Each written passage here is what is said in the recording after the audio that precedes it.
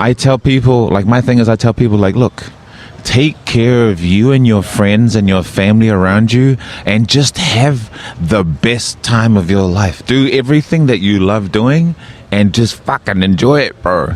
Like, just fucking enjoy your life, man.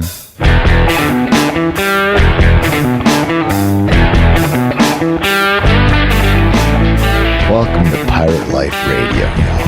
I want to thank Caveman Coffee, as per usual, with this podcast. As of now, we have the much heralded, much talked about, never duplicated, emulsified MCT from Caveman Coffee. There's a lot of brands out there that are trying to do some things, and a lot of them are hitting it right on the head. We're in the game with what I think is the best emulsified MCT ever. And emulsified means you don't need to blend it. So regular MCT, you pour in your coffee, you hit it with a little immersion blender, or put it in the blender, or whatever your magic bullet, whatever your steez is, and froth it up. It emulsifies, aka mixes and becomes one solvent liquid with your coffee. So pre-emulsified MCT, you just pour it in your coffee and you can lightly stir it or just swoosh your cup around a little bit, and kaplow, you've already got it mixed. So you can just travel with this stuff. I love it because traveling with a blender or a magic bullet's not always possible. But this is a little bottle, doesn't need refrigeration. I can take it with me anywhere, and I just can squirt it into my coffee or cold brew. It mixes just as well in cold brew as it does in hot coffee. And it's all my healthy fats, good MCT oil, a little vanilla taste, and it's got a little bit of sweetener in it, which is awesome. The xylitol stevia combination, no aftertaste, just rich, yummy goodness. So anyway, I'm sorry I went off on that so long. God damn. But it's good. As you can tell, I'm excited about it. I hammer 2 cold brew nitros and some of that in the morning every day, and I'm ready to go. I drink that in the shower. Maybe that's too much about my life. Anyway, maybe you've already seen it on Instagram. But that's cracking there. Find it all at cavemancoffee.com. And if you're an Australian listener, you already know probably cavemancoffee.com or cavemancoffeeco.com.au. And so you can find us there, all our Aussie friends. Also, I want to thank SOG Knives. That's SOG Knives. Man, they've got 2 knives on the way to me. One for me, one for a giveaway.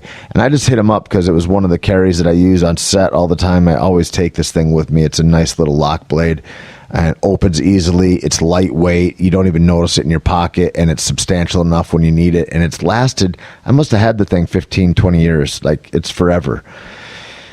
Anyway, I posted a picture of it, and he goes, dude, I got a couple of new things I want you to try out. And so he's sending me some, and then he said, I'm sending you some for your listeners or followers on Caveman or Pirate Life Radio or whatever you want. So check out SOG Knives, man. SOG Knives.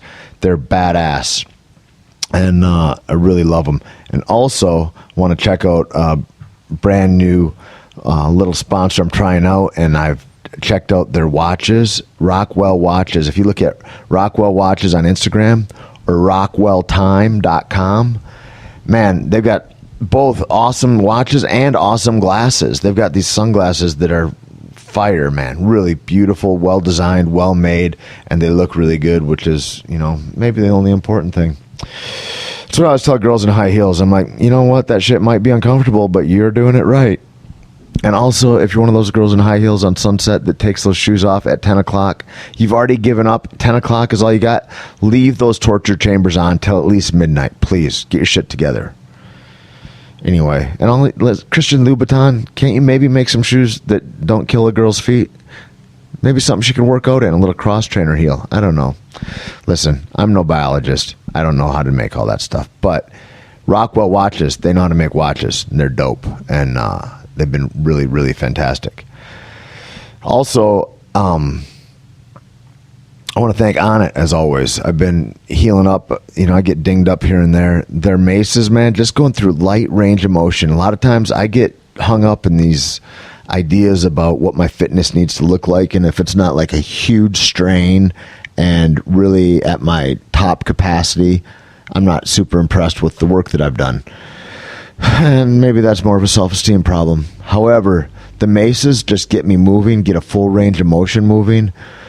And E-Sick and the boys down there, man, you just watch their videos, and I just follow the Instagram of all the coaches down there. And I always get little fresh ideas, change it up. And anyway, super grateful for all that On It is and does.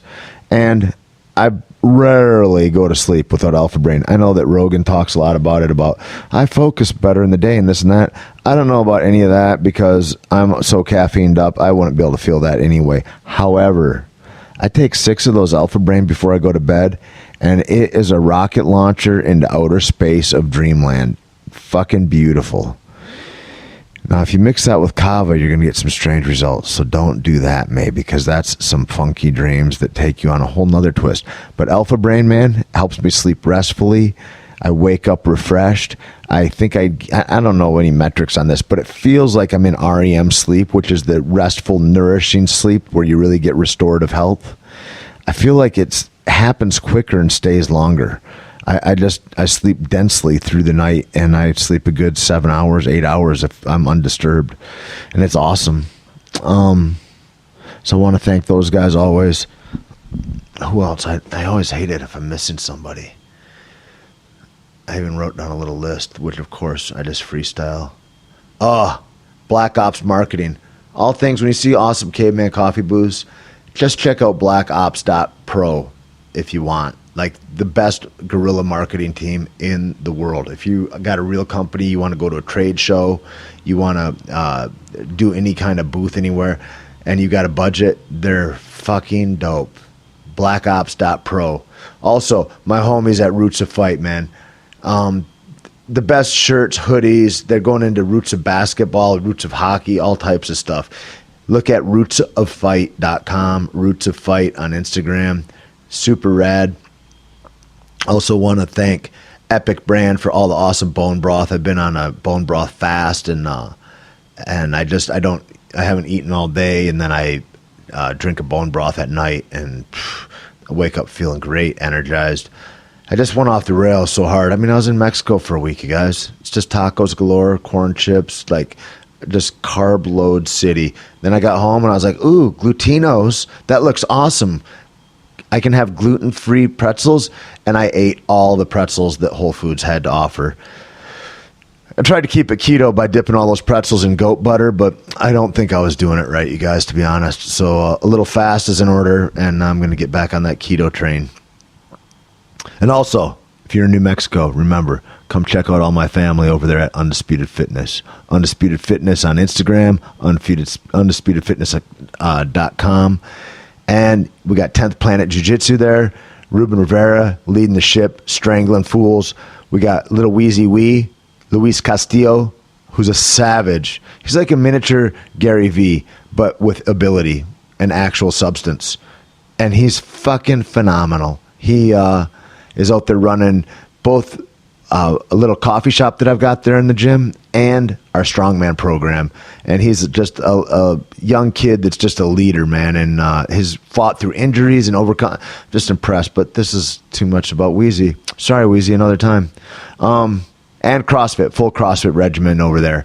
So all your fitness needs, or you want to just go and kick it at the coffee shop, we got all that right there. Also, fresh open at 411 Water Street in Santa Fe, New Mexico is headquarters, where we've got Nuevo Cerveza, Bloody Maria, Caveman Coffee. It's just a little tavern that we got in town, a little tap room. And if you're in Chicago, put yourselves on fucking notice. Concrete Cowboy opening up in Chicago. On our way there, check out my Instagram or Rico's Instagram. We got updates all the time. And Concrete Cowboy in Houston, Concrete Cowboy in Dallas, Concrete Cowboy in Austin, and Clutch in both Dallas and Houston.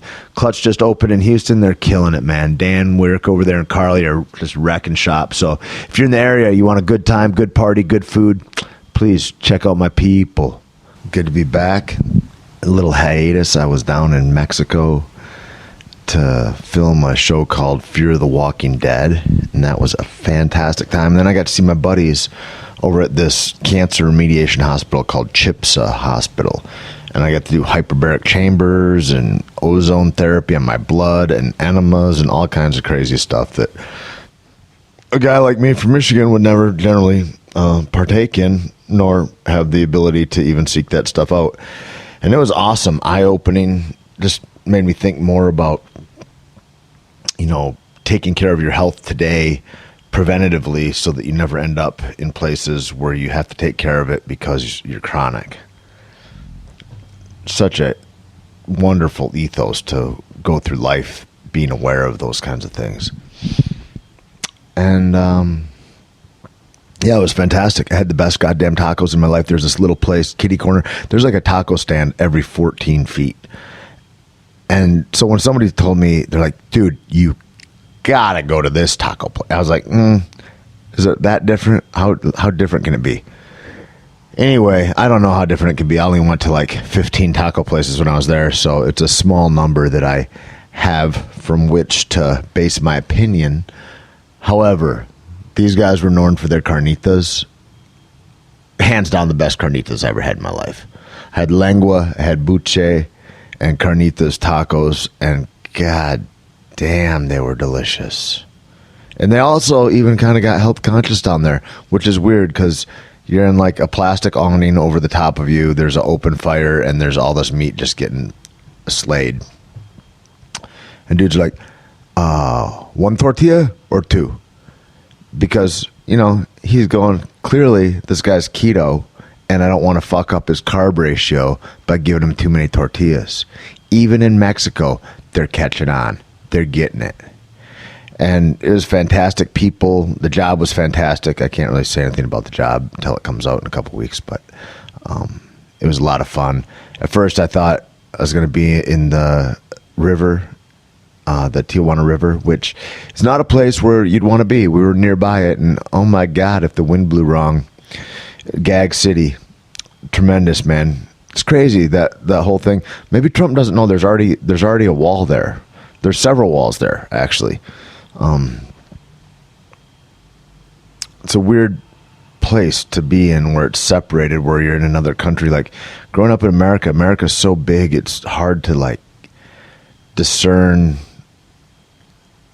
really place to put, like it all meshes together really well. I mean, if you're in the farmland of Michigan, it's one thing. If you go into New York City, it's different. But like to be somewhere so vastly different where people are living, like everybody talks about bad neighborhoods or like, dude, I'm from Detroit or I'm from Compton. It's like, no, dummy. There's no dangerous place to live. You live in the United fucking States.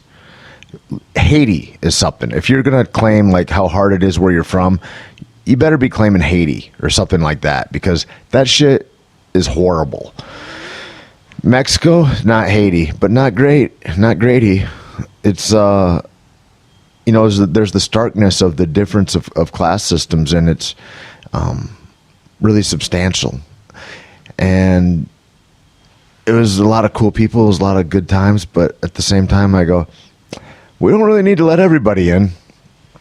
And it was weird. I was talking to my friend Scotty, and he owns On the Mat, which a lot of you guys probably know about. You probably wears gis and shorts and stuff.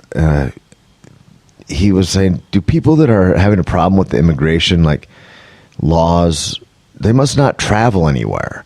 He's like, when I was in Brazil, I was there for 2 days late. They were going to throw me in jail. Like if you're missing a visa and you're in England, you don't get to come back to England. It doesn't matter if you're American or not. Like, and I started thinking about it just under these different conditions. My friend Tanawai, he was talking a lot about it. He's like, listen, if I'm going to have a bunch of people over at the house, I'm not just going to open up the neighborhood to all the roughnecks and everybody. And it's just reasonable. But the way Donald says it, he's so caustic and obtuse and crude in all his gestures, the way he looks. I mean, that fat head, just that he can't even keep his weight under control and that he's turning orange. I'm like, you don't even have dominion over yourself and you're ruling the country. Ugh, what a crazy bunch of comedy is going to come out of this next 4 years. But he's not saying anything different than Obama, Bush, or Clinton said. It's all the same thing. Like, we need to take care of the country and not just let in everybody. And I'm a part owner in some nightclubs, and like, for sure, I'm not just opening the door to everybody, even though they all have dollars to spend. Like, it would never work that way. And I think about our country that way. I don't know. It's a weird time we live in. I don't fucking know anything. Anyway, I got a great chance when I got back to talk to my good friend, Sala Baker. And Sala is a stuntman and an actor and a avid golfer. I don't know if I could say professional golfer, but he's damn near. He's really good, and he practices hard at it every day. He gets up like at 4 a.m. to go and hit fucking balls, which I can't even get off. If I'm not getting paid, I'm not probably going to get up at 4 a.m. unless it's a fuck up somehow or I'm in a different time zone. But Sala is a fantastic dude, New Zealand born, got his start in the film business on The Lord of the Rings in New Zealand, and he's a huge Samoan, beautiful gentleman, haberdasher, aficionado. His hat game and glasses are superb always. He's impeccably dressed, well-spoken, and a real conscious, awake fellow. And I met Sala on the set of The Equalizer, and we became friends right away. Me and Matt Leonard, who's another fantastic stuntman, huge Samoan guy too, and Sala. And we became aptly named the Butcher, the Baker, and the Candlestick Maker. And we had a blast for like 5 weeks in Boston and met each other there.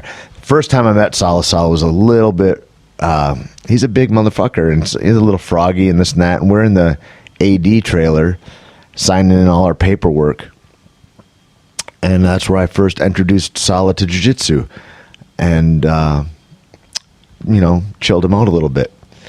And then the day that we had our podcast, earlier that day, like 5 hours earlier, he had his first true jiu-jitsu class. So this is years later.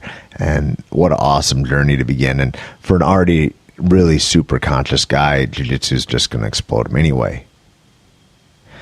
That's all I know.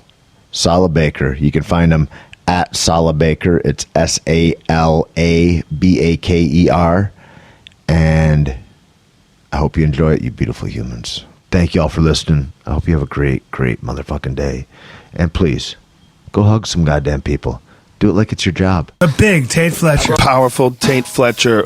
Is a real alpha male. Weightlifter. He's a stuntman. Movie star. Robust, enthusiastic individual. He's huge, by the way. He's like a monster person. One of the sweetest guys I know. He's bigger than life. Actor. Entrepreneur. A fighter. The jiu-jitsu technician. He's also bald and he has all these tattoos. He's just a big fucking man. A man, a myth, a legend. Tait Fletcher. Tait Fletcher. Tait Fletcher. What's up, Tait Fletcher, you bad motherfucker? Tait Fletcher. Tait Fletcher is Tait Fletcher. Teddy bear motherfucking Fletcher, ladies and gentlemen. That's Tait Fletcher, everybody. The great Tait Fletcher. Tait the animal Fletcher. Tait the savage Fletcher. Always moving. There's no stillness with Tait Fletcher. You will find no dust. Tait Fletcher's in the house, ladies and gentlemen. He just said the word erection. Tait Fletcher. Tait Fletcher's in the fucking house. Tait Fletcher! Tait really blasts out some serious hardcore truth bombs, and I think you're really going to enjoy it. Sala Baker. Tait Fletcher. So glad to have you here. You've changed. You've changed. Let's hope that we both have changed. Well, that's life, isn't it? Here we are on Pirate Life Radio, and we're sitting outside Benotti's again. And who comes along but Logan Gelbrich, who was sat in the same spot with Logan Right. a month ago or 2 months ago and did this. Right. Odd. Well, Another guy, he's freshly into jiu-jitsu like a year. all right. Something like that. And I think he came from, he was a professional baseball player and then came, Oh, wow. had high athleticism. Right. And then is like, found out what he didn't know about some stuff he didn't know. And then changed his life. How about, so anyway, we've been talking about your jiu-jitsu career a lot. Now, what time is it? 3 p.m. So you're about five hours into your jiu-jitsu career right now. Yes, sir. Yes, sir. Yeah, killer. So dope. It was, yeah. Dope is definitely a word I would use. Now, did you only rolled with Kale? Well, yes, we just did partner. We just partnered up Yep. and did certain drills and just nailed them in and drilled them in, and I was very horrible. Yeah, I mean, You move. It's weird. The first time I ever did it, I thought it was weird because you start moving differently on the ground. Like, we know how to move on our feet. Like, after we're 1 or 2 years old, we don't mess around on the ground a whole lot anymore. No. We're told to stand up. Yeah, and so like that whole movement on it's a different. Even just learning. Did you do drills before, like shrimping drills and learning how to move a little bit? It seemed to be that I walked into an already in the middle of. They'd already warmed up. Well, they were like, "Okay, guys, what we're doing is the same thing we did yesterday." I was like, "Great!" Right. It's like algebra, and I remember in algebra class that I would skip class a lot. Yes, well, I would because I was always smart enough that I could pick it up down the road. And then I felt like then when I took the test, I was like, "Oh, that's not accurate, really." And then I remember I was able to cheat too. I was late, and I could do the test afterwards. I was like, "Cool, I'll open the book." And even having the book open didn't help me at all. And I think jiu-jitsu is like that. It builds on itself in such a way that you can't cheat the man. Well, I mean, what I learned today was just effortless. Once you understand, like they talked about a lot today, was angles and technique, and it was so amazing and also disheartening. Did you spend a lot of time when you were talking about it? Did you spend it like after class? You sat on the mats for a long time talking about it? No. We kind of just once we finished, we went to sword training. Oh, right. Yeah. So, but I wanted to talk to Kale about it a lot more because I could understand exactly what he was doing by what his weight was and how we kind of went back and forth with strength first, and then he was like, "Oh, I know what you're doing. You're in that strength stage where you're trying to just overpower me." And he was like, "Okay, I'll play with you a little bit, but then I'll show you where this is actually going to be inevitably my demise." Yeah. It's an interesting thing. How was it? Because they roll over there. They roll on that gymnastics floor. Yes. And it's like AstroTurf or indoor-outdoor lawn. It's like that shit. Did it cut your feet up? I was like, "Well, I mean, I guess everyone else is doing it, so." Right. And I was like, "Hey, my toes hurt." It's like, most of my skin is coming off of my toes. Is this the way it's supposed to be over here? America? It's the. What's going on? When they showed me that they're like, because I had my socks on first, and I was like, "Look, I must be new to this because no one else has socks on." Well, I was there last week because I went to go borrow a harness from Kale, and everybody had their socks on. No one had socks on today, so I was like, "Oh, I must be the new guy." Maybe I bet it was because better take my socks off. It was because Chad was in town. Oh yeah. And Chad probably was like, "Hey, listen, pussies." He had just finished his judo class. I walked in there while they were all throwing each other consistently to the ground. That's my least favorite part.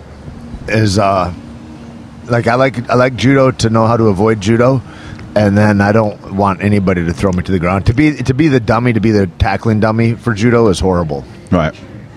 Yeah. Yeah, it's just one of those, can't. But then you just got to do that.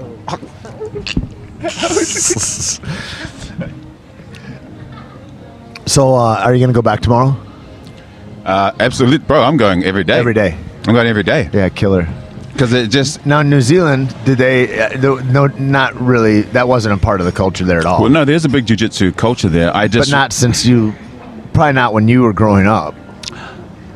Well, just so you know, I wasn't really a part of that whole side of I was part of the boxing world, so I wasn't really anywhere near or close to anyone who did that kind of martial art or Brazilian jiu-jitsu. So I was just in Mexico this last week, and they were talking about boxing, and they were talking about the differences of they're like, well, there's a lot of fighters get all lumped in together. And they go, there's a lot of fighters here, right? And I go, yeah, there's really great boxing here. He says, yeah, but not a lot of jiu-jitsu. I go, yeah. My friend's a really good black belt from Chicago, and he goes, I think that it would be great, because there's people that like to fight down here. I go, yeah, but there's so much machismo. yeah. That they won't like jiu-jitsu. Because it's a small percentage of people that can do it. Because boxing is easy. You can box for years and never lose. Right. You never get dominated in boxing. I mean, because you're hitting mitts or you're doing drills or whatever, and people aren't really sparring to knock people out or something like that. It just doesn't come up because you can't do that all the time. Right. But in jiu-jitsu, you lose multiple times every single day. And all day, every day. Yeah, to put yourself in that position, I'm like, not most dudes will do that. But it's also why the cooler dudes in the world are the guys that do jiu-jitsu, just because they're the guys that are going, oh, I don't have to protect my ego in that way. I can learn how to get better in life instead of protecting my fragile ego. Well, you know what was really crazy about my ego was when I left that. I looked around in that class, and I just saw a bunch of just completely normal faces that could whip ass. Right. And so I was like, oh my gosh. You're like, I walk amongst them. I'm like, you just never know out there. Well, that's the thing. It's like, it doesn't matter what they look like. Some little nerds. Anyone could just, like, this guy who taught the class looked like an office guy. Like he was a manager of a large corporate, like some business. Right. And just he just manhandled my friend Don Ortega. Right. He's a Gracie Baja black belt, but we used to train together a long time ago, and he would always say about, like, we'd see these big steroid guys come in, and we're like, whew, fuck, that guy's gonna be a handful or whatever. And we found out they weren't, because most of those guys gassed out. And Don would always say, just because you're buff don't mean you're tough.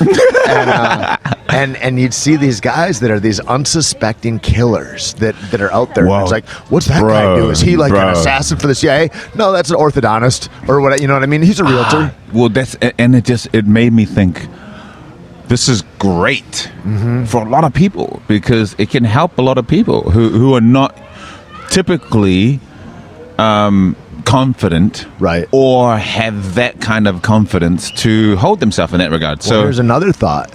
It also puts you in a different perspective to look at people that are prone to get into street fights, or that think, oh, I would just do this or that or something to this guy. And you think, why would you think that? Because when you look in jiu-jitsu classes, you go, these classes are happening all over the world. You're like, it's not going to be just like you're going to walk over somebody. Like, people are highly skilled everywhere. You don't know who you're running into. Like, that's never, ever going to be a good idea. And none of the guys in the jiu-jitsu class, very few of them, there's 20% maybe that want to show, they're all white belt or blue belt mentality guys. They're I want to show the world how good I am. But it's like, that doesn't really exist. Like, dudes are like centered, and they want a community, and they understand the levels, Well, because it kind of instills in you a different kind of confidence. It's a quiet confidence, right? Yeah, it's like, hey, dude, like, we don't have to do this. Right. Like, it's okay. I mean, like, why do we have to go there? Yeah, when you know who you are, it makes it all the different. It's like, oof. Yep. But then anyone can do it. It's like, it doesn't matter. It's like, opens it up to whoever wants to learn. When do you think that what do you think about, like, for your girlfriend or your fiance to do this? I don't know if it's for her, because she's more of a she's not into any kind of aggression. Right. Let's just say. Yeah. Did you find it aggressive? Not at all. Like, right. I came into it. So that's another misnomer, right? Like, well, you got to dispel that. No, absolutely. She's a lover, not a fighter, and she's more of a creator of healing. Right. More the healing side. I always think that, just because I think, people, they go, oh, I want to get into kickboxing for self-defense or whatever it is, and I think that doesn't, those little bones of a woman are not going to affect me when they hit me. Yeah. But, like, you can strangle somebody and cut the blood supply off to their body. Oh, that's what I was telling disconnect them from life, telling and my you can get away. That at home, I was like, it's so crazy, like, how simple what jiu-jitsu does shows you that, oh no, I can really simply control you with your shirt. Yeah. Your t-shirt. Yeah. Well, and also at the distance that you need to be dangerous to somebody is out at arm's length, right? Like, anybody can hit anybody like that. But no one wants to come in. But when you close the distance on somebody, you're like, oh, they can't really hurt me from here. And I can control the body. Exactly. I can control their body so they don't hurt themselves. Like, it puts you in charge. Here's an example, right? I just came from getting my beard trimmed. It looks fantastic. Beard trimmed. Okay, and barbershop just around the corner, Old Glory. And Big ups to Old Glory down there. Big ups to Old Glory down there. I was talking about Conor McGregor over there. So this guy was there cutting my hair, Trevor. He was saying, "Oh," I said to him, "I just came from my jiu-jitsu class." He was like, "Oh, you did?" Because I was thinking about doing jiu-jitsu, and I was like, "Dude, you should." I just came from my jiu-jitsu. I told him, just talked to him about the whole thing. I said, "I'm a boxer, but this is something different." Like I came in there with an empty glass and was just mind blown. Yeah, it's different. By just like, wow. Like I really like it too, and it's not like the aggressive thing that I thought it was. Like, when did you grow up boxing? What did you do? in New Zealand, I was just an avid boxer. I loved boxing. I loved watching boxing. And I loved training boxing. I never really fought. Right. I just loved to do the boxing because I thought it was a technical thing for me, for angles. You know, I was always fast with my hands. I was always big, but I said to myself, I want to be different. Like I use speed as my ally. Plus, it doesn't help that I have giant hammers on the end of my So you became agile. Yes. Did you always, were you into other sports then or no? I did everything. I basically did basketball, volleyball, rugby, tennis, ping pong, badminton, I think I have to say basketball. I played it all. I played everything. You know. And then did you go to college in New Zealand too? Yes, or no? I went to college in New Zealand, and then I got into working for this clothing store and started getting into clothing. Started designing, getting into clothing. I loved clothes because of church. Grew up in church wearing ties from like 4 or 5, and vests and jackets. So I got into fashion and clothing, and worked for the biggest men's chain store in the company, and ended up being one of the youngest managers. Sick. Of the company that was of ethnic descent. And what city were you in? In Wellington. And how many people live in Wellington? In Wellington is about 350,000 people. Yep. In the city of Wellington, I believe. Is it on the shore? Yes, it's right on the harbour. So it's like a busy hub. Yeah, it's the capital. Yeah. But I grew up just outside of the capital called Porirua. And then were you working there then when you got into film work? I was working I went from doing clothing, then went into doing telecommunications for telecom in the store, which basically I was in charge of the cell phone department. So I started selling cell phones. And then they were auditioning for Lord of the Rings, looking for big Polynesian type, over 6 foot and over, for these urukai, which are these big monsters. And my buddy basically got me to go and audition. And Lord of the Rings, that was the first one that came out of the Hobbit series, or no? That was the one. Lord of the Rings, there's 3 movies. So The Hobbit came after Lord of the Rings, right? But in the books, The Hobbit is before. Out of that trilogy, though, that was the first movie that was came out. Yes. They made all those 3 movies. And then I auditioned for Lord of the Rings. My friend Steve was like, "You should go and audition." I was like, "No." 3 hours later, I went and auditioned, and I ended up getting in. That's so awesome. And he didn't. And so I love the guy, and he's one of my good friends from home. But I ended up going and auditioning as an extra, and then they were like, "Why don't you try it for the stunt team?" I was like, "Oh, sure."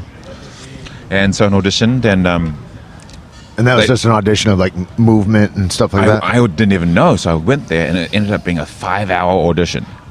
There was... and what was the scene like? Where do you walk into?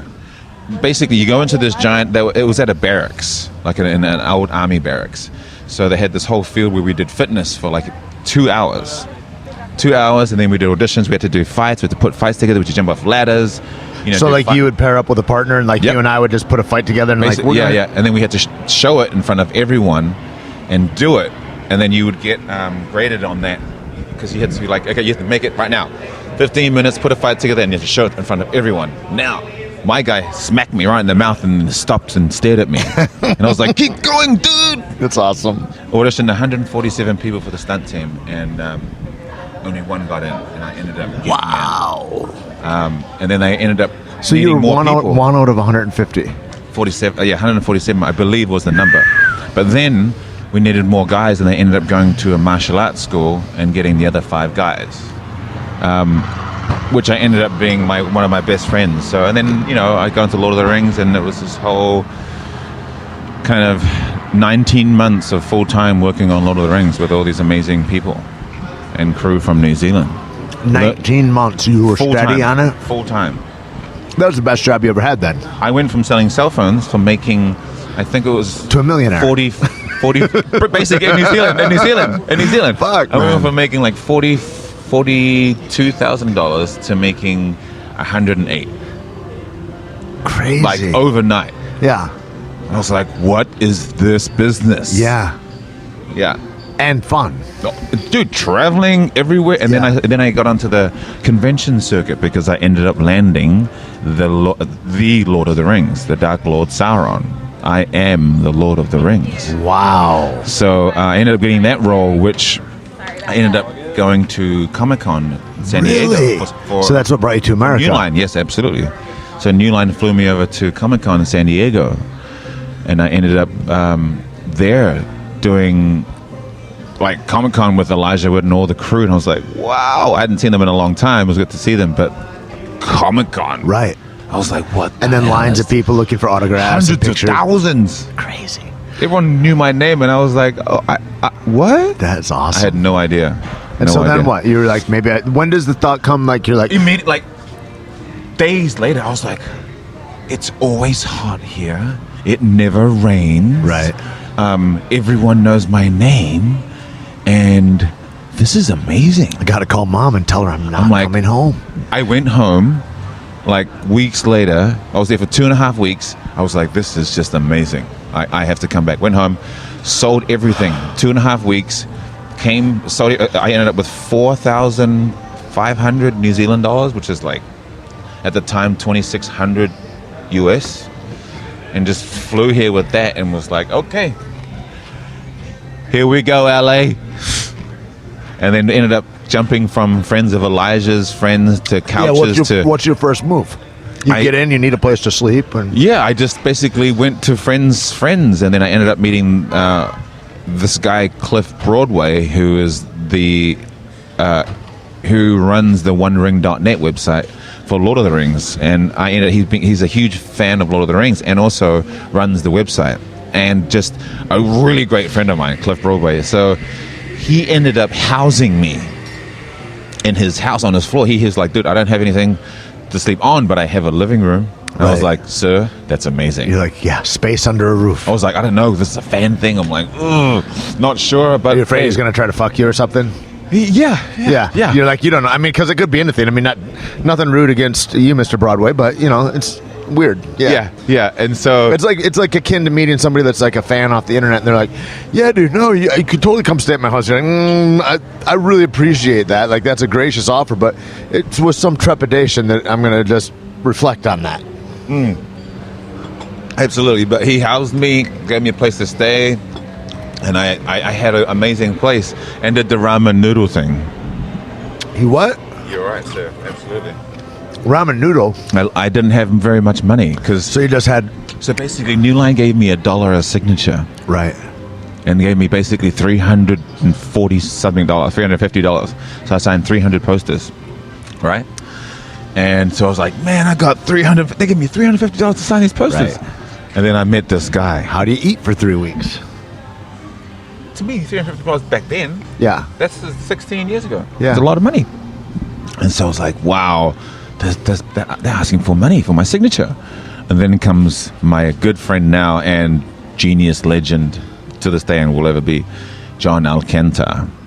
He goes, hey, how you doing? I'm like, hello. He's like, he basically asked me if I would like to come on as one of his clients as a manager for conventions. And I'm like, what are you talking about? These guys are giving me $1 a signature. And he was like, he just laughed in my face. And I went, what's so funny? He goes, what about $25 a signature and flights to London and accommodation paid for? Sounds better. I says, come again? And he says, gladly. Excuse you? Not on my shoulders? Did you say you're welcome? Obviously. So he became my manager, and I started I was like, what? And then he flew me all over the world, man. He gave me a Really? car to stay. He was like, you don't have a car? I'm like, yeah. He gave me a PT Cruiser for free. That's what they're worth, exactly. And then, but before that, actually, I take it back. I forgot about You had a the Sebring. 1996 convertible Mustang. That was my first car. Is all used cars that he got from He had like Enterprise 35. Rental. No, he has 35 cars. Okay. So basically, he gave me cars over the years for free. And he managed my conventions and basically just took care of me. And just helped me out along the way. And has been helping me with management. Still today? Yeah. He's Wow. actually, he called me about some deals. And I was like, yes, I am available. Yes, I am. That's awesome. And so he knows a lot of people. He's a very He wealthy lives here man. in LA. He lives in Orange County. He's a very wealthy Right. man. And he manages a lot of actors out there. And so then when did you get into the rest of your film? Well, so he's traveling you around through he's Europe. around doing these conventions, and that's why it's how I'm staying in this country. I'm living every. And what about visas? Is that a pain in the ass? That's what I'm saying. Yeah. Every 90 days, I had to leave the country. Okay. So that I can come back in and stay another 90 days. Right. And so I did this for a while, doing these conventions, which helped me come and stay in the country and meet people. And so I started going out and meeting these people, and I ended up working with some guys on Pirates of the Caribbean because of the stunt coordinator from Lord of the Rings. Met some guys out here, and then ended up working on Pirates of the Caribbean in Dominica with some guys that I was like, oh, hey, these American stunt guys. Ended up being Rob Alonzo, Sammy Lee, Roel Thelma, and John Valera. All guys who I was just like, oh, this is cool dudes. Right. Ended up being really good friends with them, hanging out because they're from New Zealand, blah, blah, blah, blah, blah. I didn't know who they were, and they were very successful stuntmen here. And I didn't know I'd fallen into a kind of a gold mine, and ended up being great guys, and still my best friends now to this day. So that's kind of how I ended up meeting people, and just they would put me in for jobs, and then I started being one of the big guys who could move really well. Because you were how big at that time? You were a lot bigger. I was 287. Yeah, I was 285. I would walk around 280, 285. And what are you right now? 246. Right. Yeah. The pictures I've seen of you, I would guess that you were 350. Yeah. Well, see, when I'm really big, I'm not as heavy as I look. Right. Like right now, I got you. Yeah. 247 right I now. would too. Well, you're changed. I'm 247. Oh, you are? Right now. Liar. Yeah. You are? Yeah. I weighed myself. I went and got a physical, Wait, actually. did you think I was bigger or smaller? Well, you're much How more. heavy's Kale? He's 240. At least, yeah. Well, I was like, well, I'm 246, 247. He was like, I'm 240. I was like, Yeah, he's You like sure? 255, right? It looks it. It Yeah. looks like he's 255, but because he was just a larger man. I mean, you're more musclier than I am, so that's why I think you would be Yeah. heavier. Yeah. Because I don't do weights. I'm a Not speed yet. guy. Well, yeah. I need to get my what my buddy called my Hawaiian friend who's an editor. He goes, you know, the only difference between you and all these other guys out here. He says you need some glamour muscles. Beach muscles. Yeah, some beach muscles. So I was like, oh man, you're right. You know, you're right. You know, you're right. You son of a bitch. Man. So yeah, and then I stumbled upon this amazing jiu-jitsu, which is going to be so much fun. And they have a gym there, so I can That's gonna get my change swole things for on. you for sure. Yeah, yeah. Yeah. What do you what is New Zealand still a place to film or no? Oh yeah, it's beautiful, bro. No, but they're not still doing any, like, I know they're doing Thor right now in Australia, Yeah. but they're not doing stuff in New Zealand, are they? They're not doing really large production movies, but they do a lot of indie films there that are great. Have you seen any of New Zealand films? I saw one on I need the to way give you a back list. from Fiji, but yeah, I would like a list. I would like that. There's a lot of New Zealand films that would change your life that are like Really? $1 million, $2 million budgets, bro. I feel like we got to go to India and do something. Oh yeah, you and I should go to What are you India. guys doing with like as a country? So you're so close to Australia. I'm probably not the guy to ask about New Zealand affairs. Well, I wonder about like what were there. is there any refugee fallout there or anything like that? There's Do a you hear lot of anything like we have taken a lot of Syrian refugees That's in what New I Zealand. thought. Huge amounts. Like people have been giving up housing and giving up like their backyard garages for them to live. Like there's a lot of refugees that have come to New Zealand, and we've like taken them quite easily, happily. What's your feeling about all that? Like, I mean, it's like, because you talk about those camps. Like, I was reading the thing the other day. They said there are like 250,000 people in these camps that are waiting to get transported somewhere. Yeah. And it's there's for sure some dickheads in that 250,000. Like, you don't want everybody. You know what I mean? I'm like, it's an interesting thing. I don't know, just coming from Mexico, and I look at it, and I'm like, fuck Donald Trump and this wall, and fuck Hillary Clinton also. Like, I've just kind of been anti-politicos from when I was a little kid. I'm like, they're just evil. Yeah. Like, all of them are kind of evil, like you are if you get to that position. Yeah. But like for sure, though, you don't want an open border.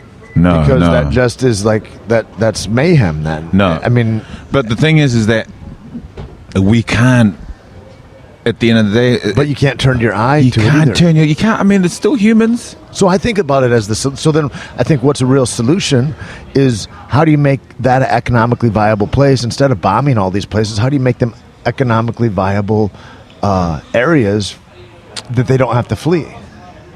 And maybe that's just before it even becomes economical, like it's got to become safe first. Sure. It's like, how can you even build infrastructure in a place that's constantly under attack? That's the thing, is I don't think that we're trying to not make those places under. I feel like governments have a vested interest in people being in chaos and having that kind of a. I am completely in on that, bro. I mean, I talked to people that from Iraq. I was on this movie, and there's ladies from Baghdad, and it was, I don't know, maybe back in 2011 or something. Right. And I go, well, what's it like there? Is it just horrible with the dictatorial rule and all that kind of stuff? And she said, no, we don't. It's like New York City or anything else. It was like anything like that. And she said, but we had to leave in the last year because it was just, brought to rubble. And it was warring tribes, and it's like there's things that aren't. It's just not a viable place to live anymore. It's destitute. I said, so nobody felt like Saddam Hussein was oppressive to them. She's like, well, if you're not on his side, it's like horrible, but like that's a dozen people or something, and the rest of the country runs like Manhattan, It just still runs as normal. And so you look at that, like what we do for sure is go in and just wreck the infrastructure places so that they are in chaos, and so that there's not so nobody can get fiscally into a foothold economically on a world scene to where they have any power, especially if you have natural resources. Yeah, but look what's happening though. I mean, but look what's happening around everywhere in the world. The UN, splitting. All this is happening, like what Agent Orange is doing with everyone else, and like just, hey, this just pisses everyone off. What do you mean? What's Agent Orange doing with everybody else? Our president, the president here. Oh, Agent Orange. Yeah. Yeah, that's a trip. I just don't like saying his name. I feel like he's like a guy that is like, when I heard last week, I was reading or listening to this broadcast, and they're talking about what he'd done in that day, and it was like he pissed off the Australian government. We've gone through like decades, like many administrations, to have a good relationship with different countries, right? And it's tenuous sometimes. Like that's a fragile relation. And then he says later in that day, like to the Mexican president, well, maybe I'll invade you. How about that? And it's like, who says that? Like, it's a joke. It's like a little kid. Like, it's like crazy. And I feel like it's like a dude that is like, it's like a super aggressive gay guy that's like, I'm just going to start with dick pics, just heavy dick pics. I'll just send to that girl right away. It's like, no. That's a relationship you have to foster and caress and take care of and all that. You for sure, the way that you're not going to ever have a good relationship with that person is to open up with dick pics. And that's what our president's doing on an international level. It's ridiculous. Did you? Okay, I don't want to talk too much about Mr. Orange. Yeah, you do. But I was watching Trevor Noah last night. Excuse me, and they were showing the interview that Mr. Orange had with is it the president of North Korea? No, of Japan. Japan. My bad, Japan. When he wrestles him. No, did you watch the video? So the video he jostles the fuck out of him. but not this. The video of them two talking to each other, and the way they do it is you have earbuds in. Okay. Right. So there's a translator. So there's a translator in your ears. So the Japanese president is talking to Trump, right? This whole time talking to him about, and President Trump's supposed to have buds in, and doesn't have buds in any of them. And the whole conversation, that's awesome. He's nodding to him. That is awesome. And laughing and like, trying to be engaged. He's pretending. He's literally pretend, and he doesn't have the buds in, so he's just not. He's laughing and joking to like, and he doesn't have a clue what he's saying. It's amazing. So this is what's amazing. But I want to get away from that. But yes, this is how this is going. And I just try and keep it positive. And I feel like it's just 4 years. Who cares? I feel like the pendulum swings this way, then it swings that way, and I mean, it's going to have some. And at the end of the day, everybody is just wanting to love their family. Like it's weird. It's weird when you feel like crazy about like people are like, because it's so divisive in our country right now, right? And without need, really, it's like because at the end of the day, whether you're fucking redneck hillbilly with a Dixie flag on the back of your truck, or whether you're a Wall Street banker, or whether you're in Indiana and you're just working in a mill somewhere, or whatever the thing is, everybody just wants their families to be safe, healthy, cared for, want to feel like you've got a chance to make it better tomorrow than you had today. Like all the same things. They want that in China. They want that everywhere. It's all the same. Yeah. And to the degree that we keep separated, we keep our eyes off of, like when I think about those for like a spiritual tenet for me is to stay within my circle. Me too. That's what I do. Because if I get out there, that makes me crazy. I got no power over all that stuff. You can't control it. And then it makes me feel a certain way. Absolutely. And then that colors my circle. Changes the color of your circle. As opposed to me just being you able and to be doing a loving thing in the thing where I am right now. I tell people, like my thing is I tell people like, look, take care of you and your friends and your family around you, and just have the best time of your life. Do everything that you love doing and just fucking enjoy it, bro. Yeah. Like just fucking enjoy your life, man. That's what ripples. It's just like, because you can't, like, you literally can't. Do you think the country of America is going to allow 485 million people to decide what this country is going to do? How crazy, right? It's like, come. Yeah, I don't know. I don't know how long it's been since we've been in charge in a way like that. But maybe never. And the thing is like, if the public really knew what the fuck was going on, dude, that's what I think. Come on, it would be like mayhem. I'm like, this would be a war, and then the public will turn on the government. What we see, like in fiction, I think that if we really, they say that the truth is stranger than fiction or whatever. I always feel like if we really saw what was actually going on, that it would be so unbelievable that people would look at it in like a movie theater setting, and they would be like, that's bullshit. That could never happen. And so they have to soften down the crazy, like Minority Report or something. They have to make that palatable. Be like, well, I could see that happening, but really the truth is way crazier than that. Oh, absolutely. It's or like, do you ever watch that? Away from what's actually happening. You watch that Kevin Spacey show? That's on Netflix right now. It's the 7th season, and it's what's it called? About him being the president. House of Cards.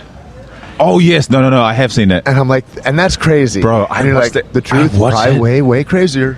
Absolutely, and I'm like, this is just a small piece, because they wouldn't put it all out there. But I'm like, on a small level, that's still fucked up, right? But imagine, I'm like, you can.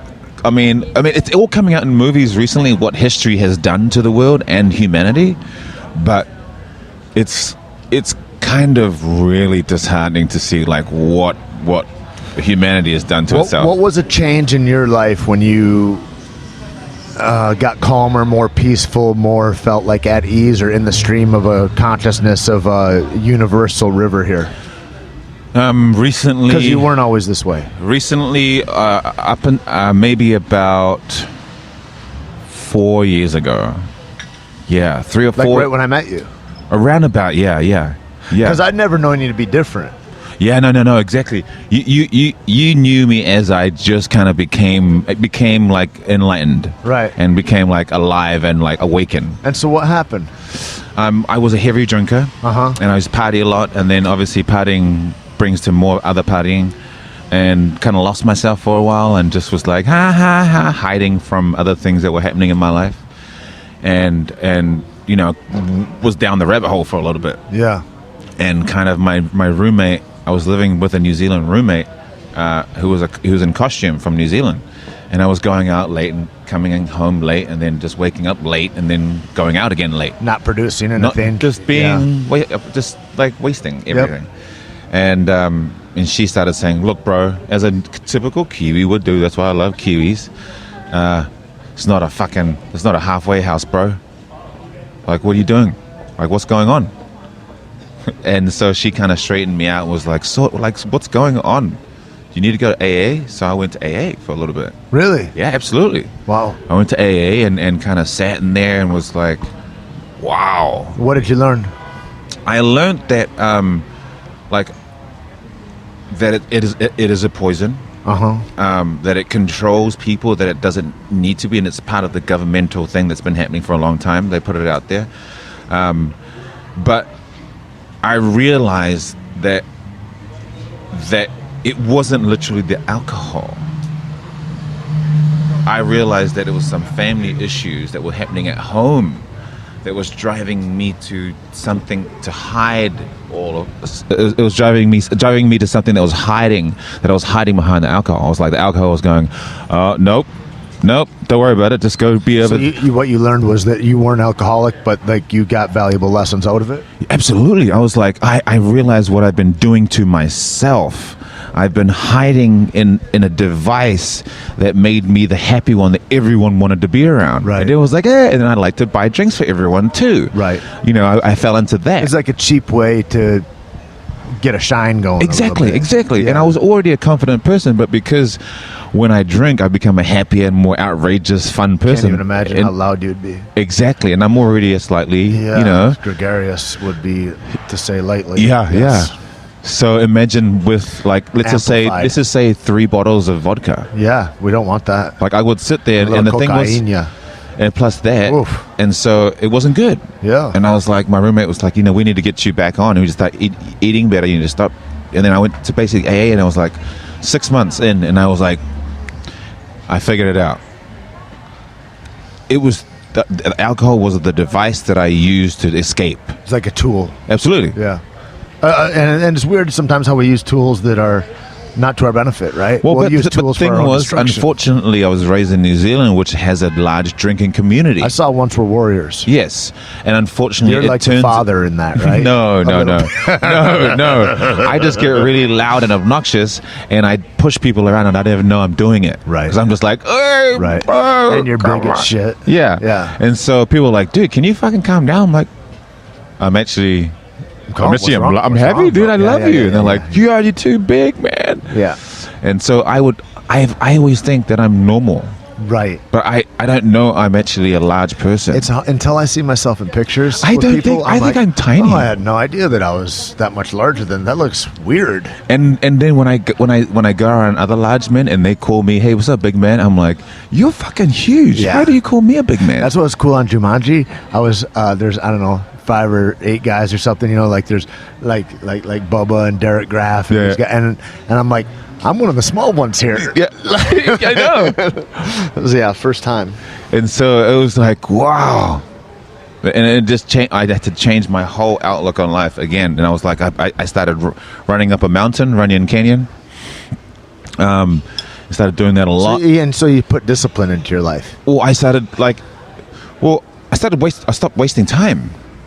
Stop wasting time. What was it? You said this is a finite thing, and here's what I've done, and this is the result I've gotten, and I've got to change things. What happened was, like, once I went to AA, I figured out it wasn't the alcohol, and then my roommate started. She eats really healthy. She was on a paleo diet. She started. And you were overweight at the time. And I was absolutely Right. and she started juicing, and she was a big part of the juicing, and so Not steroids, but vegetables. absolutely vegetables, yes, with a hero juicer, you some mama. And so I got into that regimen, and I started getting into different routines. And my routines were now running up Runyon Canyon at 6:30 in the morning, 6 in the morning. You know, getting my juice, making my shake. You know, eating clean food. Thank you, sir. And making my body feel different changed how I started to think. Cool, man. And like I started to go, oh, actually I can do more things. I was always an early bird, whether I became even an earlier bird, and was like, if I can get a jump start on the day, I can get these things done. Is that when you started early. golfing? I was always an avid golfer in New Zealand, but when I came here, it was like I started playing with people who were really good, and they were like, man, you're really good. And I was like, I'm shit. And I realized, playing with these really good guys, I don't even practice as much as these guys practice. Right. And if I did, just like anything, like jiu-jitsu, How good would I get? How good will I get? It's just a matter of how much time do I put into it.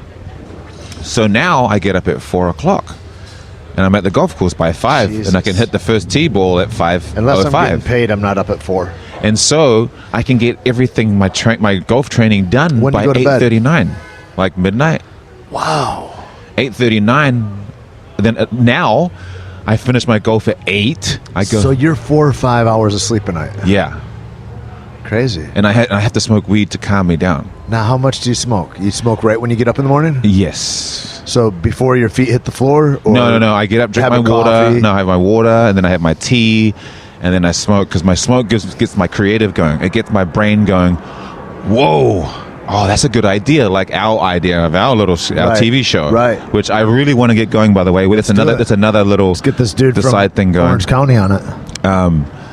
But yeah, so I just started getting a lot. My brain started going. I can So get are you- more things done. Are you careful with what kind of weed you smoke? Always sativa uppers? That's what people say, right? Yes. Well, because I If I talk to 100 people that know about weed, Yeah. and I'm like, "What do you smoke? Sativa or do you smoke?" And they're Indica, or yeah. indicas, and they're like, it's maybe 5% of the guys that are like, "I prefer indica." Yeah. and those are dudes that don't get anything done really. So, or it could or be guys there in was- chronic pain. I or guess. or the guys who are constantly like, dude, I can't get down. Oh, yeah. Those guys need to slow down. Right. So I need to just like when I get up, I need the creative to go, and it also because I'm like September 22nd, so I'm Libra Virgo, slightly anal, chill. I love anal. Exactly. You're welcome. And also so you. I like to get a lot of things done, and then after it, enjoy. So that's the Virgo Libra. I'm really pedantic. So you take the time afterwards to sit with it for a minute? Absolutely. Yeah, nice. Yes, absolutely. So many guys, I think, get into that cycle of movement, and it's like movement from this to that to this, and maybe even they do those things really well, but there's that taking that moment of going, Enjoy it. Like, what did you just do? and Relax. absorbing it, you know?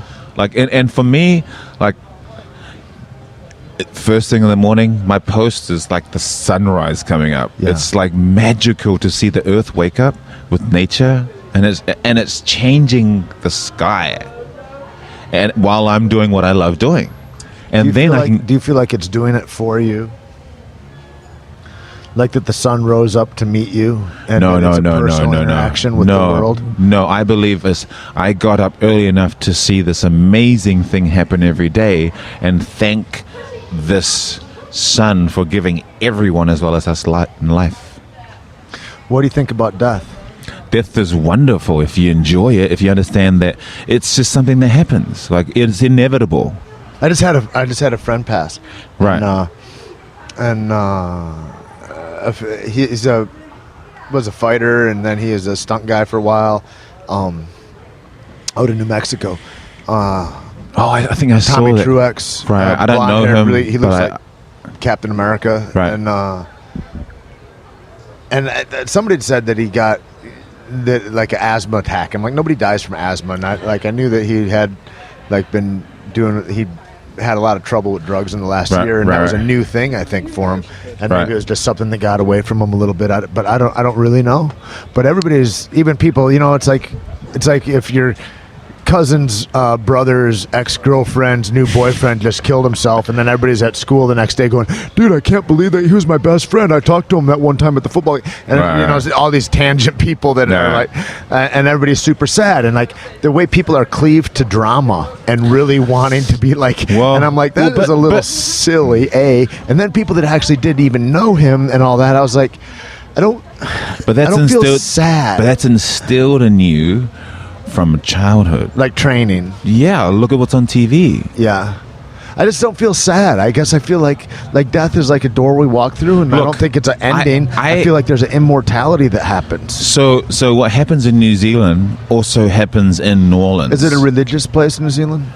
Well, I mean, I'm from a religious congregation from Samoa, from my culture.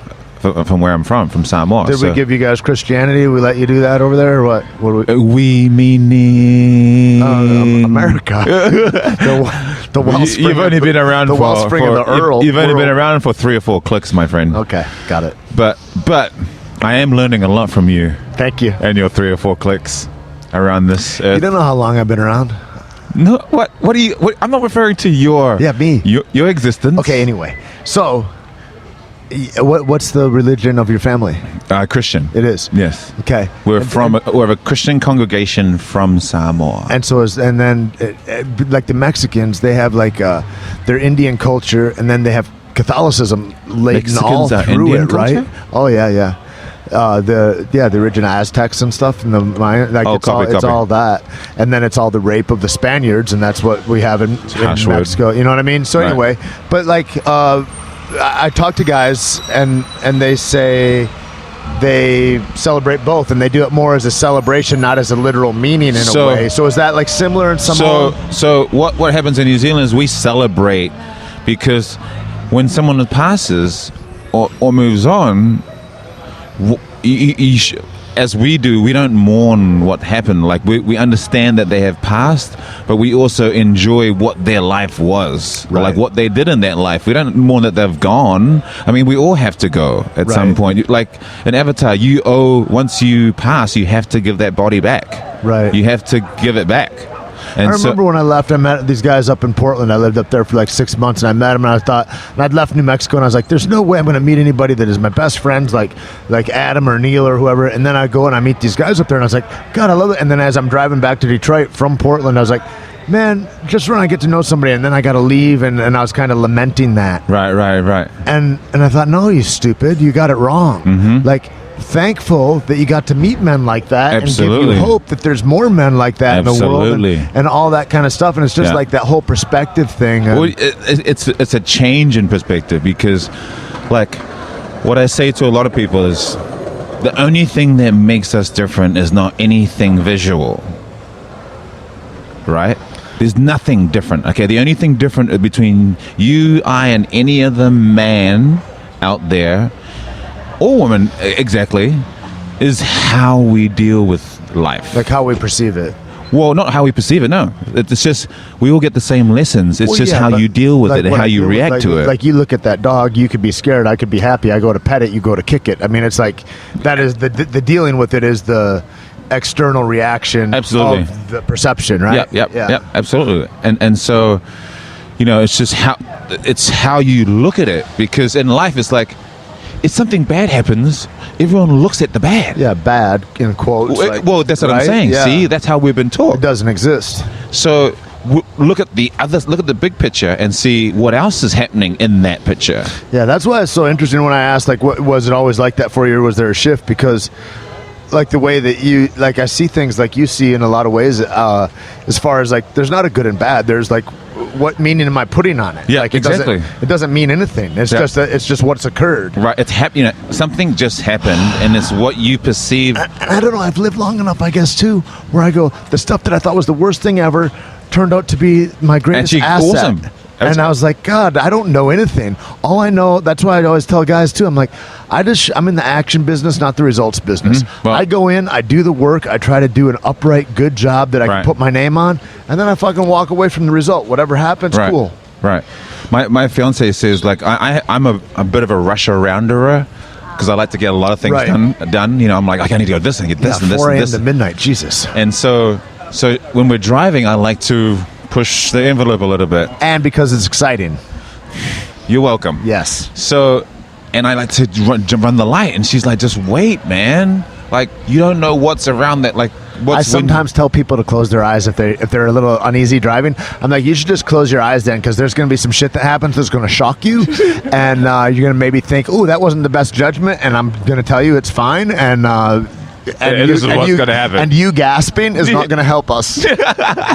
But the whole point of it is that if you wait, there's something amazing can happen. Like, there's always a different side of life that you're just so close-minded to not see. Do you ever get eager to die?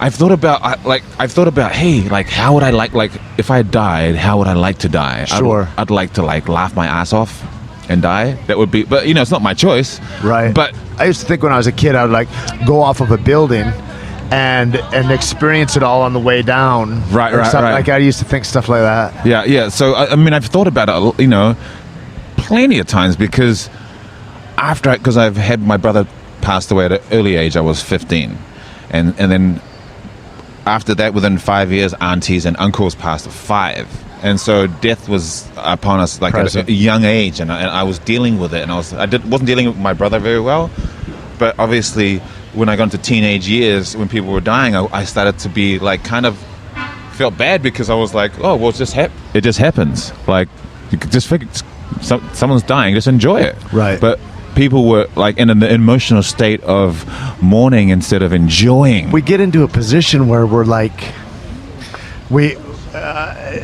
it's as if we're surprised. Exactly. When they're in hospital, they're like, he's been there for 6 weeks. We're like, oh my gosh, I had no idea. Aren't you horribly upset about this thing with Tommy? I was like, Tommy and I had conversations, really good ones, and also I'd confronted him about this thing happening right now, and I'd say, all I can say is that he bought and purchased and sought after the result that he got last week. Right. Like, he like that's what we all do, to whatever degree. Absolutely. It's really interesting, man. Yeah, well, because we feel like, and everybody's like, I'm so shocked. Or like another friend of mine, this guy Eric, he was an awesome guy, great chef, loved cocaine, 400 pounds. He turned the volume right up on life. He was fantastic. Right. And everybody's like, I can't believe this happened. I'm like, what are you not noticing? 400 pounds, cocaine, a fifth of booze. Like, what do you mean you're surprised? That only shows how dumb you are. Like, You're not present to anything to think, like, that party doesn't last forever. Right. Like, none of this does. Yeah. And the way we behave dictate. I mean, people are always like, what did he die of? And I'm like, his lifestyle. That's what we all die of. Exactly. It's how you live it. It's like, whatever you do to your life. Yeah, we all die of our lifestyle. We choose it. Yeah. I'm like, well, okay. Sometimes sound harsh to people, like I say I have to be careful, because it all sounds hard. Yeah. Well, because I say to people, I'm like, look, in this same context, I'm like, who are you? And they say, I'm a black man from wherever. I'm like, you're African American from America, right? Cool. Why are you eating hamburgers? Like, as an African man, you're eating white people food. Or as an Asian person, you're racist. This kind of food from this kind of culture, like the American hot dog, this kind of culture. You're going to die of that hot dog culture. Nobody should eat an American hot dog. No, there's a lot of good meat hot dogs, but just there are other chains. Hebrew National, maybe a Hebrew National. There's plenty, because they answer to a higher authority. Well, yeah, absolutely, and there are other protected animals too out there. But you choose your death and how you eat and how you live it. That's why I love Keith and I. We hashtag a lot of stuff. Seek death, and it's kind of like this kind of stoic idea. Like, we came up as fighters and looking into that. Like, each of these events, these are all little deaths, and whether it's training or whether it's conversations or whether it's a fight or an event or whatever, it's like. Whether it's brought down to the minutia of a single shot in wrestling or something, or whatever it is, to really put that the total of your being and your essence and your consciousness into that action, so you can get the most juice for the squeeze, kind of. And and that's kind of that idea of that whole notion of seek death. And if you can pull all that out, man. When I put that in my mind and I try to manifest that in my actions and activities, there's nothing scary for me about dying or passing through to the next. No. I can lead life with an excitement about it. Right. And I remember it came on me like that when I was like, I just want to kill myself because I can't see life going on this way. And like, I don't know what I'm going to do. And the guy said, you're ready to cash your own check, then you're free. You can do anything and you can do it as hard as you want, full on. Right. And that really, it set me free in a lot of ways. Right. Yeah. It's funny you said that because I tried to also, take my own life as a young kid. Yeah. Just because of so many things were happening around me, and then my brother found me. It was like, and it's confusing. Yeah. Because I'm like, this sucks. How did your brother pass? At the time, he had a flu, and there was also a bad case of the flu that was killing a lot of infants and young kids and teenagers. And I think he was 20. And so he had a bad flu that was obviously getting a lot of people. And we were doing church games, and they said he had a heart attack. And I was like, at 20? How the frick could he have a heart attack? But I think this flu attacked his immune system and then your his lungs. electrolytes get all messed up. Right. Yeah. And it's so, interesting. yeah. And so he basically fell over and started convulsing. Wow. He was like, I'm going to go to the doctor tomorrow. Did he have a fever and all that? He had already made an appointment to go see the doctor, so he called the cab, and the cab was here to pick him up, but he didn't make it to the cab. Crazy, that close. Yeah, he basically was like, and my youngest brother was there to say, he said goodbye to him. Yeah. Heavy. Yeah. So it was crazy, and I was like, and I didn't take that very well at all. Yeah. So, yeah. Well, listen, man. I got to close up. Bro, this is awesome. Let's finish up. Let's talk again this weekend. Yeah, absolutely. I love you. Where can people find you? What do you mean? Sala Baker on Instagram. Oh yeah, Instagram, bro. Instagram. SALA. Yeah, BAKER. If you look at us on the Equalizer, you can you can find the three of us. Yes. The butcher, the baker, and the candlestick maker. The candlestick maker. Absolutely, it's been fun, bro. This is awesome. You too, man. I love you. And, love you too, we'll bro. Talk soon. Yes, sir.